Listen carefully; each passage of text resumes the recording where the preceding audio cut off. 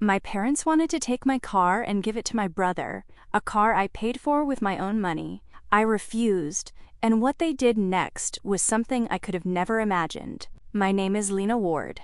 They say families are complicated, but I used to believe mine was simply a dogco, misunderstood. That illusion shattered the night my parents hurled eggs at my car, my own mother and father, like I was a criminal caught sneaking out of town with the family silver. But all I'd done was say no. Can you imagine that? Being 36 years old, financially independent, respected in your field, and still treated like a rebellious teenager for protecting what's yours? The party had started beautifully. A neighborhood celebration in honor of the Hendersons' retirement. White lights strung between trees, long tables groaning with catered food, polite laughter floating through the air like bubbles in champagne. The kind of suburban dream evening that screams community, even if most people there only remembered your name when they needed something. I pulled up in my silver Aston Martin. Yes, that Aston. A reward to myself after landing the Baxter account. And before anyone rolls their eyes, no, I didn't buy it to show off. I bought it because I could. Because for once in my life, I wanted to be the one in the driver's seat. Literally. The moment I stepped out, heads turned. Not in envy, not even admiration. It was something colder. Curious, cautious. Like they were bracing for a storm they hadn't seen on the radar. That's when I saw them. My parents. Dad's face was already red, the way it got before one of his lectures.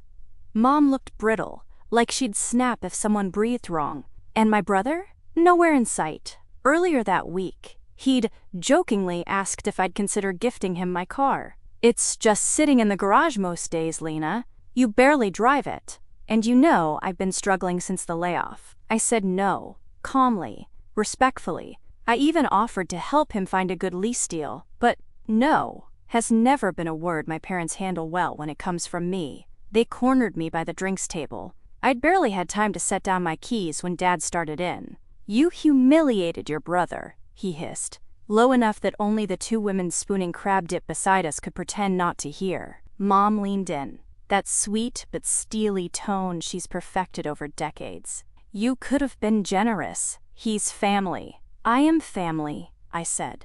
And it's my car. Their faces hardened in unison, and then, like something out of a twisted sitcom, they stormed off. 10 minutes later, someone screamed. I turned to see Dad winding up for another toss, raw egg in hand, yolks still dripping from the hood of my car. Mom stood nearby, not even pretending to stop him. People gasped. One woman covered her child's eyes, and there I stood, in heels and silk, watching the sticky ruin of my hard work splatter against cold metal. Watched, judged, pitied. Not one person stepped in, not even the Hendersons. I didn't cry, I didn't yell, I just stood there and took it. Because in that moment, something inside me stopped trying to be understood, stopped hoping they'd change. It was like waking up mid-surgery, painful, raw, but weirdly clarifying. They wanted the old Lena, the quiet Lena, the useful one, but that Lena was gone. And if they wanted a scene, oh, they got one. I walked to my car, peeled an eggshell from the windshield, and wiped it clean with the hem of my linen coat. Then I faced the crowd, my voice steady, eyes dry. Anyone need a ride? I asked. Preferably someone who knows how to treat people they claim to love. Silence. Not one person moved. Good, because from that moment on, I wasn't driving anyone's expectations but my own. You think that moment broke me?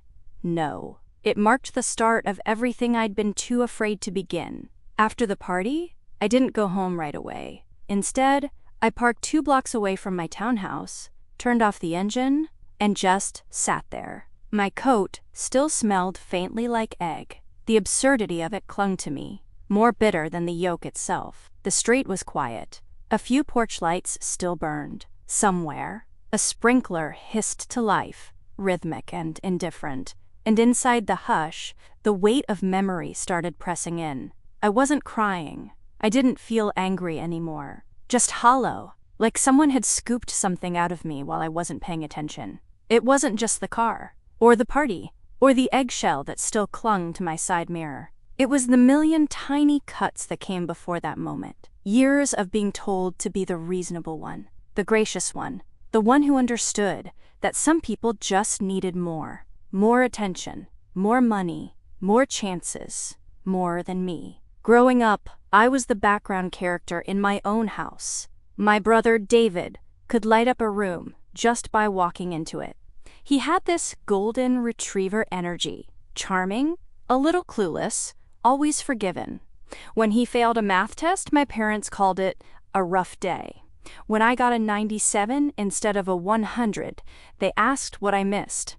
I remember being 7, building a solar system model for the science fair.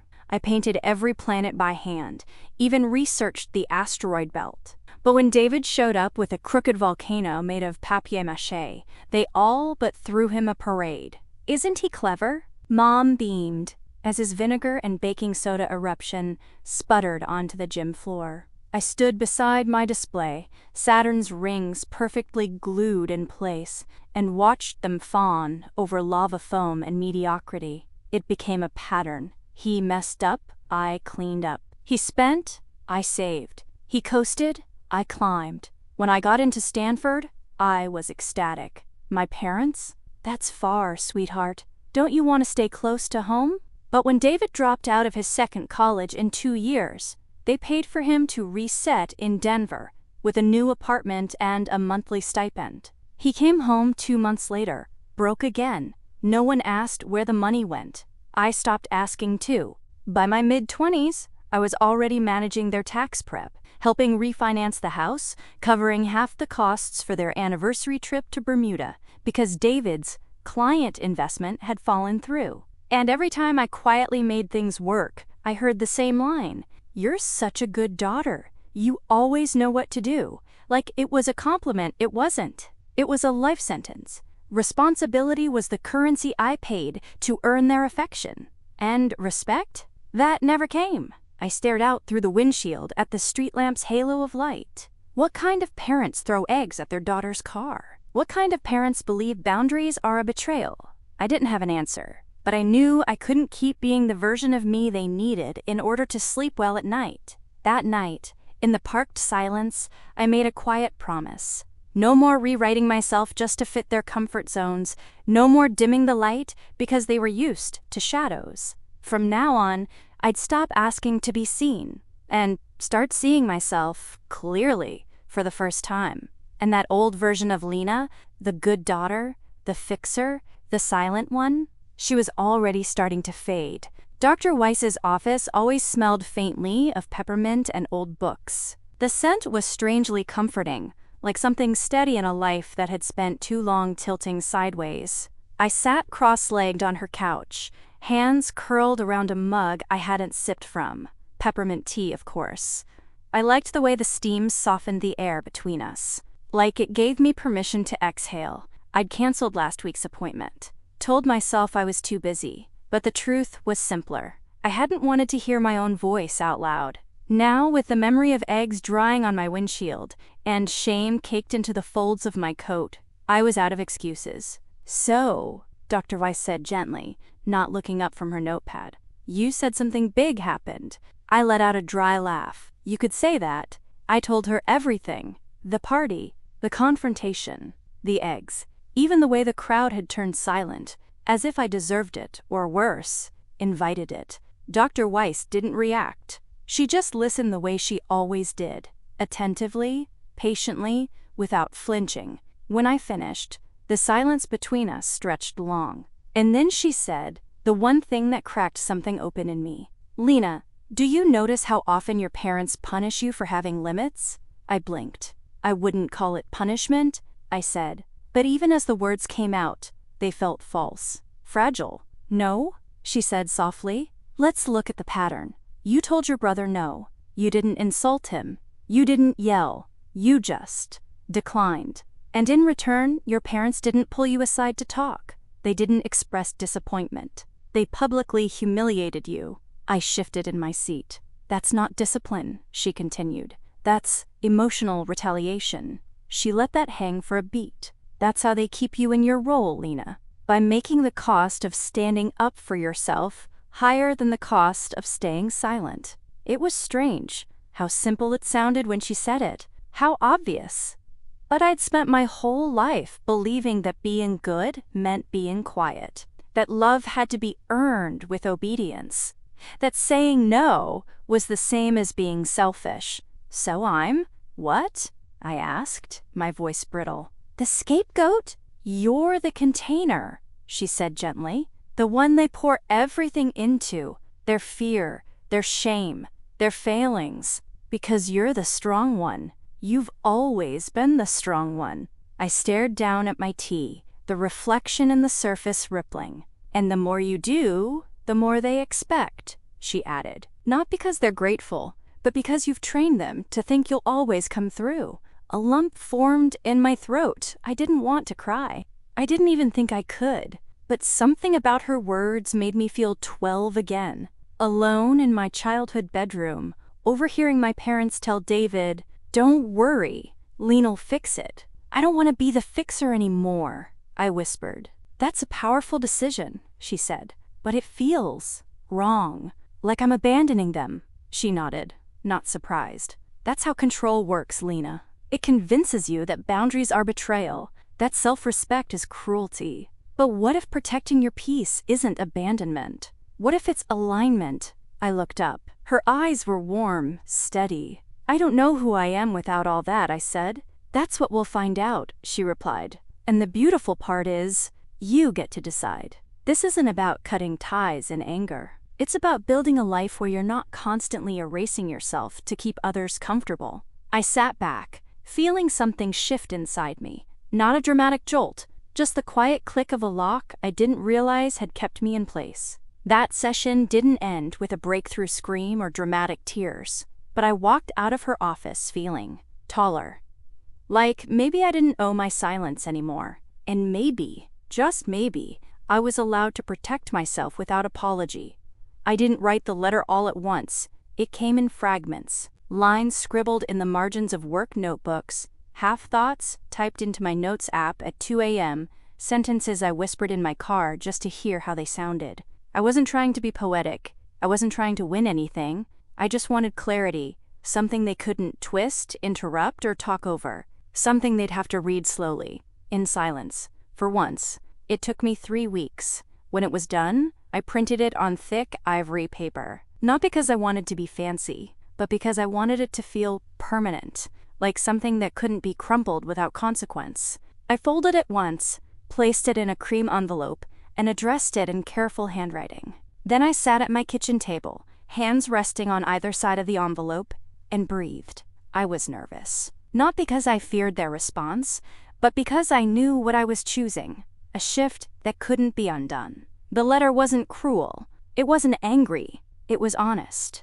Dear Mom and Dad, this is not a letter I ever imagined I'd write. Not because I haven't thought these things before, but because I didn't believe I had the right to say them. I was raised to put others first, to smooth things over, to keep the peace, even when it came at my own expense. For most of my life, I believed that if I just worked hard enough, stayed quiet enough, or proved myself valuable enough, maybe I'd finally earn the kind of love that didn't come with conditions. But I'm not that girl anymore. I've spent years supporting this family, emotionally, financially, logistically, while being made to feel like I owed it to everyone. Like my successes were less important than David's struggles. Like my boundaries were offenses. The incident at the Hendersons' party wasn't a one-off moment. It was the culmination of a lifetime of being treated as less human every time I said no. You didn't just embarrass me. You showed me, in front of an entire community, exactly how little my selfhood matters to you when it stands in the way of what you want. And still, I'm not writing this in anger. I'm writing it because I can't keep playing a part that doesn't fit. I'm stepping away, not to punish you, but to protect myself. There will be no more allowances, no more calls returned out of guilt, No more pretending this dynamic is anything but deeply broken. I'm not shutting the door forever, but I am closing it now, with intention. If and when you're ready to have a relationship based on mutual respect and emotional honesty, I'll be here. But until then, I need space to remember who I am when I'm not carrying everyone else. With clarity, not cruelty, Lena. I didn't reread it after printing. I didn't second-guess a single word. I mailed it on a Tuesday morning, right after my coffee and just before my 10 a.m. meeting. No drama, no hesitation. Just a woman making a decision she should have made years ago. That night, I slept better than I had in months. No guilt, just quiet, just peace. And if that peace meant silence from them, I was finally ready to live with that. The email arrived on a Sunday afternoon. I was folding laundry. Nothing profound, just socks and towels, when the ping echoed from my laptop. I glanced over and saw the name in the sender line. Mom. No subject. Just that single, weighted presence in my inbox, like a pebble dropped into still water. I stood there for a moment, unmoving, the scent of lavender detergent in the air. The world didn't shift, but something in me paused. I clicked it open. Her message wasn't long, barely 4 paragraphs. Lena, I read your letter. It was dramatic, as usual. Honestly, I don't know where you get this idea that we mistreated you. You've always had everything you needed. You've always exaggerated, even as a child, making mountains out of molehills. Your father and I are shocked that you'd go to such lengths just to avoid helping your brother. He's been going through a difficult time and needed family support, not a lecture. We're not perfect. But what family is? That doesn't give you the right to make everything about you.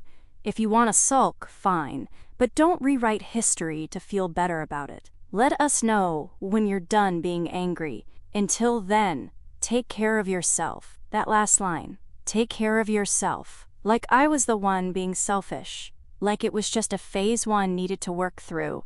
A tantrum, not a reckoning. I read the email 3 times. Not because it shocked me, but because it didn't. That was the hardest part. How familiar it felt. I could almost hear her voice behind the words. Tight, clipped, always floating somewhere between exasperation and condescension. I could picture her, at the kitchen counter, tapping it out between grocery lists and reruns of that show she liked. Not agonizing, not grieving, just irritated that I'd upset the status quo. I closed the laptop. Didn't reply, didn't draft a rebuttal, didn't write one of those long, therapeutic counter letters you never send. I just let it be. Because I realized something in that moment. I wasn't writing to be understood anymore. I wasn't hoping for accountability, or remorse, or some long overdue apology wrapped in ribbons and clarity. I had spoken my truth, and their refusal to hear it wasn't mine to solve. That night, I took a walk around the block. The air was cool. The sky brushed with early evening light. A few houses had their porch lights on already, tiny flickers of warmth in the quiet. For the first time in a long while, I wasn't waiting for a reply. Not from them, not from anyone. And that silence, the kind I used to dread, it felt clean now, like a cleared field after the storm. Not empty, just open.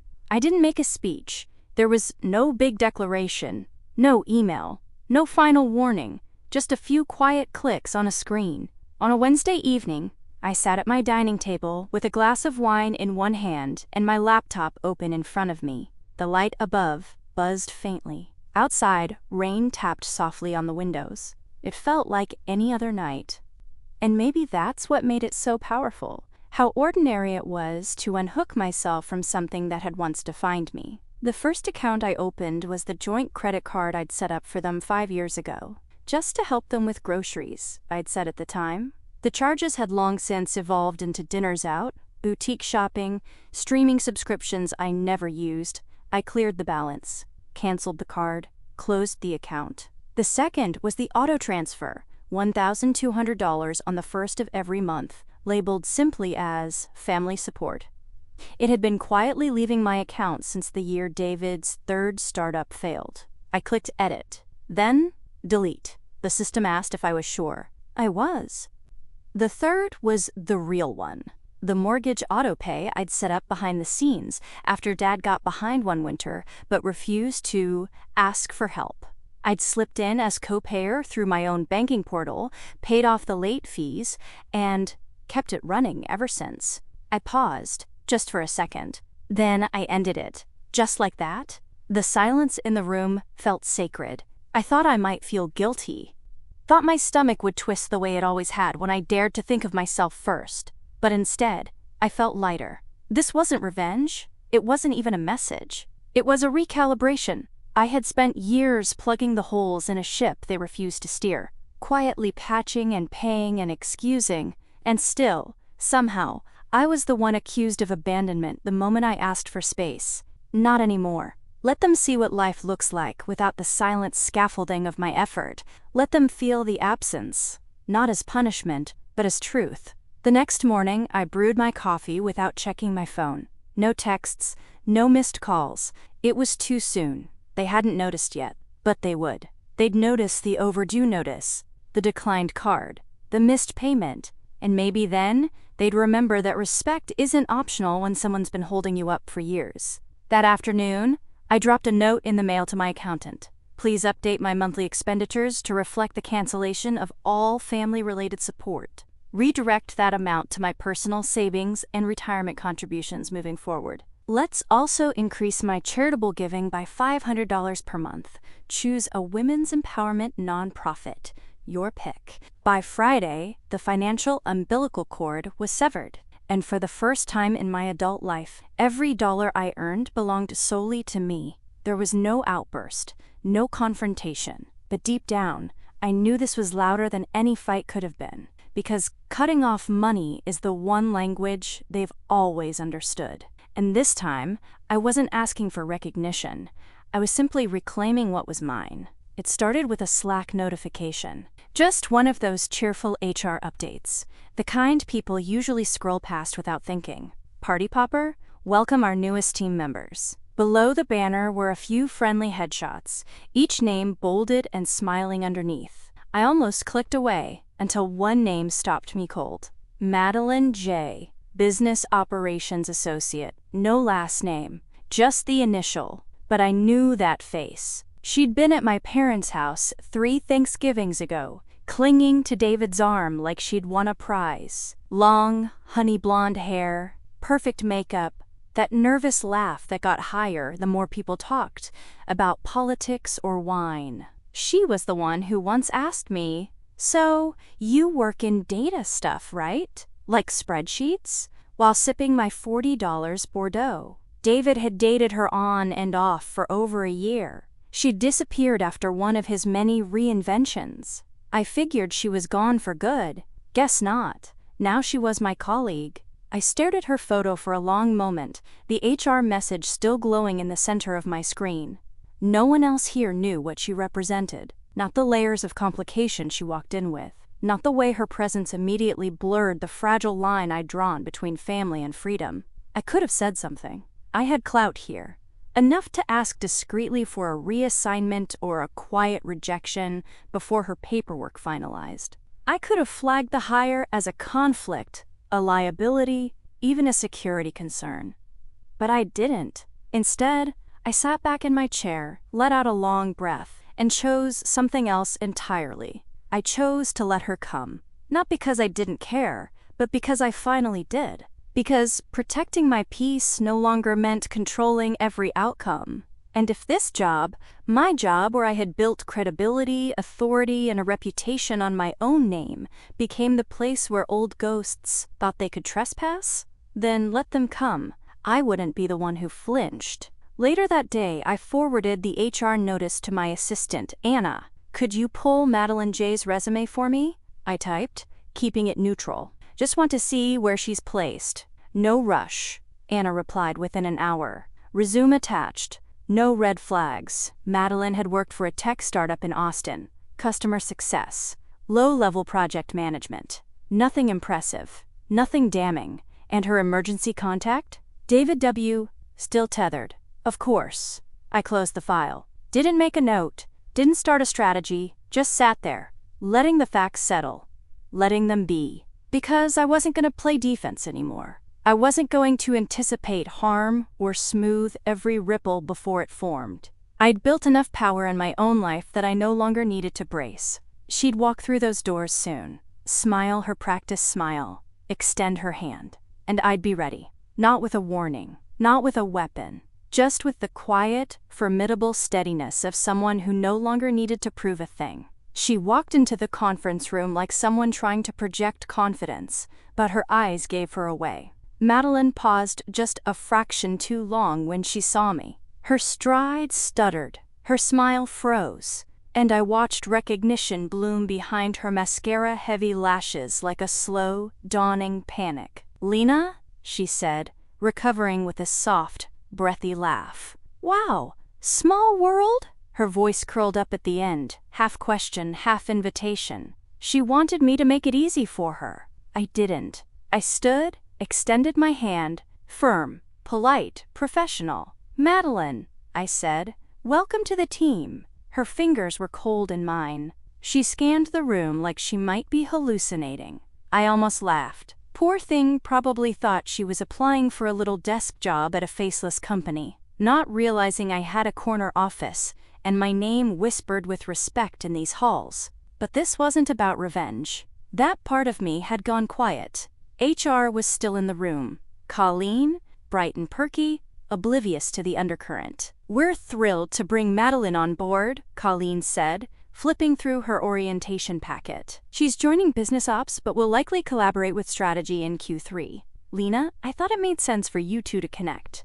"Oh," I said with a small smile. "I'm sure we'll have plenty of opportunities." Madeline sat down too fast, bumping her water bottle off the table. It clattered onto the floor. Her cheeks flushed. I let her pick it up in silence. As introductions continued around the room, I watched her. The subtle ways discomfort played across her face, the forced smile, the glances she kept stealing in my direction, as if trying to read a weather forecast. She wanted to know if the storm was coming, but I wasn't the storm anymore. When it was my turn to speak, I kept it short. "Lena Ward, Head of Strategic Initiatives. I've been here 7 years. My job is making sure the company doesn't chase shiny objects without a plan." A few people chuckled.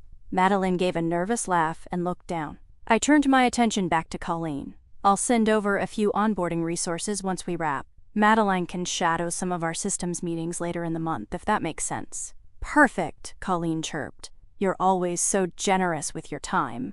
Madeline's eyes snapped to mine at that. I didn't look away. When the meeting ended, people filtered out. Colleen stayed back to answer questions. Madeline lingered near the door like she didn't know what to do next. I passed her on my way out. She whispered, just loud enough for me to hear, "David didn't tell me you worked here." I paused, barely turning my head. "Tell him I said hi." And with that, I walked down the hall, heels clicking against the polished tile, spine straight and breath steady, not angry, not vindicated, just untouchable. Madeline would figure it out soon enough that I didn't need to do a thing to unsettle her. My success, my presence, my calm, that was enough. And I had no intention of making her my problem. Let her sit with that. Let them all. It started with a text from Vanessa.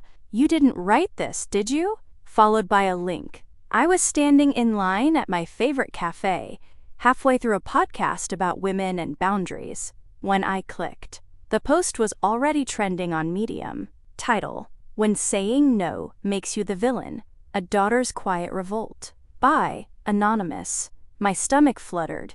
Not with dread, exactly. Something more like recognition. I read the first paragraph, then the next. My latte was ready before I even noticed the barista calling my name. The story was eerily close. Not word for word, but tone for tone. A high-achieving daughter, expected to give endlessly. A golden child brother. Parents who punished boundaries and rewarded compliance. A public humiliation involving a luxury car and raw eggs. Eggs. That detail made it unmistakable. I sat down in the corner booth with my drink, the post open again on my phone. The writing was good, clear, sharp, raw, in a way that made readers lean in. It didn't name names, no locations, no job titles, but anyone who knew would know. And apparently, people knew. By noon, the post had over 40,000 shares. Someone tagged me in a tweet. "This blog has big Lena Ward energy. Respect." Another, "If this isn't about that Ward family, I'll eat my phone." I didn't respond. I didn't like or repost or hint. I just closed my laptop and let the tide roll in. At the office, no one said a word, at least not to me. But I saw the glances in the hallway, the extra long pauses at the espresso machine, the way Madeline avoided eye contact completely. And later that afternoon, Anna stepped into my office, carefully casual. "I read the blog," she said, standing in the doorway. "If it were you, just hypothetically, I'd say it was incredibly brave." I smiled. "Thanks." She hesitated. "And satisfying." After she left, I pulled the post up again, just once. It ended with a single, quiet line. "Some revolutions don't happen in courtrooms or boardrooms. Some begin in the silence that follows your first real no, whoever wrote it, whether it was someone like me or someone watching me." I was grateful for the echo. I didn't need credit, I just needed to know I wasn't alone. And for the first time in a long time, I truly wasn't. The phone rang at 7:03 p.m. I was standing barefoot in the kitchen, stirring tomato bisque, the kind that simmers for hours and tastes better when you've got no one to cook for but yourself. MOM lit up the screen, then DAD, then back to MOM again. 3 calls in under a minute. I didn't answer. I didn't need to. My phone buzzed again, this time a text from Aunt Marion. "Just saw the blog. Your parents are in pieces. They're saying people are, quote, drawing conclusions." I set the phone down on the counter, walked to the window, and watched the neighbors walk their dogs in the evening glow. Calm, simple, entire worlds moving on, while mine hummed with the static of old ghosts refusing to stay buried. Then the 4th call came. I answered, just once. The line crackled. "Lena," my mother said, breath sharp. "We need to talk. People are calling us. They think someone wrote this blog and they're saying it's you." I didn't say anything. "Your father's getting messages from his church group," she continued, her voice shrill now. "His church group, Lena. People are whispering that we abused you, that we're manipulators." A pause. Then my father's voice, lower, brittle. "Do you realize the damage you've caused? If this is your way of shaming us." Still, I said nothing. "You need to fix this," he said. "You need to make a statement, or take it down, or..." Click. I ended the call. No rage. No rebuttal. Just silence. The kind they used to punish me with. The kind they now had to sit inside. I put my phone on silent and returned to my soup, letting the spoon settle again in the pot. They weren't calling out of concern. Not to apologize. Not to understand. They were calling because their world had shifted half an inch off its axis, and for once they couldn't center themselves in the gravity. I let the call rest there, unacknowledged, unanswered, and that night I slept with the windows open and no curtains drawn. Let the moonlight spill in. Let the world see me as I was, unhidden, unbothered. Weeks passed. Autumn began to settle in, the kind of fall you feel in your bones before the leaves even turn. Crisp mornings, longer shadows, a new rhythm. One afternoon as I sorted through my mail, mostly bills and catalogs, a cream-colored envelope stood out. No return address. My full name written in my mother's looping script. I turned it over in my hands, felt the weight of it, knew what was inside without opening it. I didn't sit down. I didn't tear the flap. I simply walked it to my desk drawer, the one where I keep a few old letters, the deed to my house, and a photo of myself at 12. Braces, oversized sweatshirt, eyes quietly pleading for someone to see her. I placed the envelope inside and closed the drawer. I didn't need to read it, because if it held what I feared, defensiveness dressed as apology, I'd already heard it 100 times. And if it held what I hoped, real remorse, uncoded and clean, I didn't need paper to feel it. I'd know, but they'd used up the right to narrate this chapter. This one belonged to me. I grabbed my keys. Outside, The sun was warm on my skin. A breeze tugged softly at the edge of my coat as I walked to my car. Not the Aston. I'd sold it last month. Donated half the proceeds to a women's housing foundation. Kept the rest to renovate my new place. A craftsman on the edge of town. Quiet street. Big windows.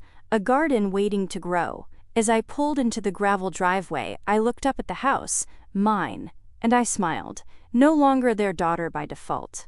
Just a woman, standing on her own threshold. Free. Have you ever had to choose silence? Not to retreat, but to protect your peace? What would you do if the people who raised you refused to respect the person you became?